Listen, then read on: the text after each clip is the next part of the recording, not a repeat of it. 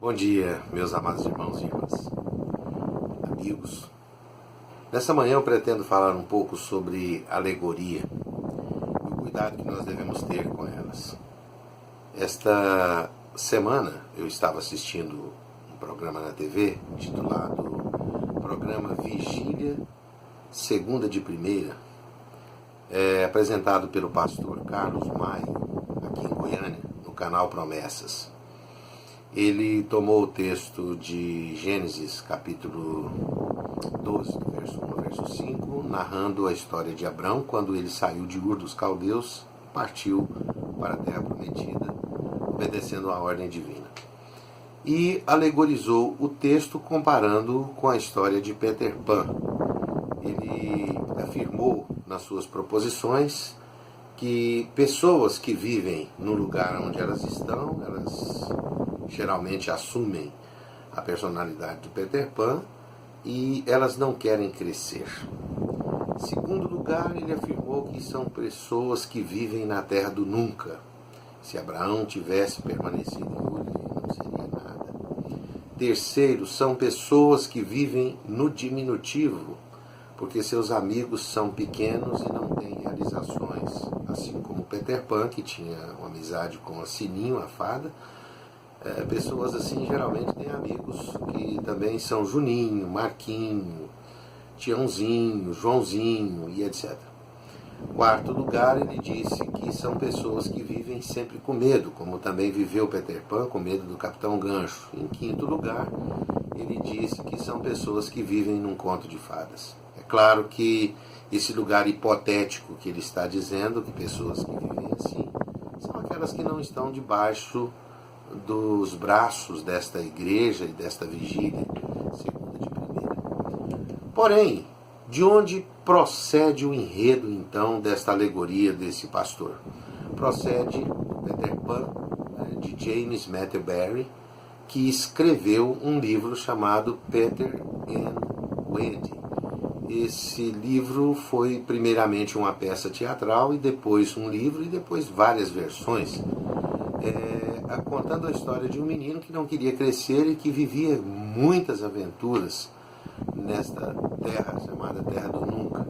E esse menino Peter Pan, ele então é o protagonista da nossa história. Personagem pequeno, menino, e ele fica ali.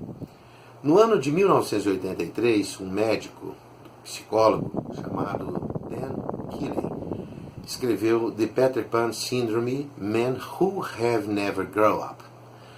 O Peter Pan, síndrome de Peter Pan, o homem que nunca quis crescer. Tratado então por Dan como uma síndrome, caracterizada então na dificuldade do indivíduo em se desvencilhar do papel de criança e seguir os passos do seu desenvolvimento. Analisando esse distúrbio, nós sabemos que síndrome ou incapacidade não admitida de alguma coisa, de não querer, ainda não pode ser tratado como um transtorno pelo DSM. Porém, esse mal pode ser considerado um distúrbio, caracterizado pela imaturidade, no comportamento social, sexual e psicológico, provocador de rebeldia, cólera, narcisismo, superproteção, ambivalente, aquela pessoa que tanto quer proteção para si mesmo quanto protege o outro. Há muitos pais que ainda estão dentro desse distúrbio e precisam de atenção e assim por diante. Esse caso é importante nós observarmos. Por quê? Porque não podemos estabelecer, no caso de Peter Pan e Abraão, uma relação que seja lógica e racional. Primeiro, estamos diante de uma alegoria.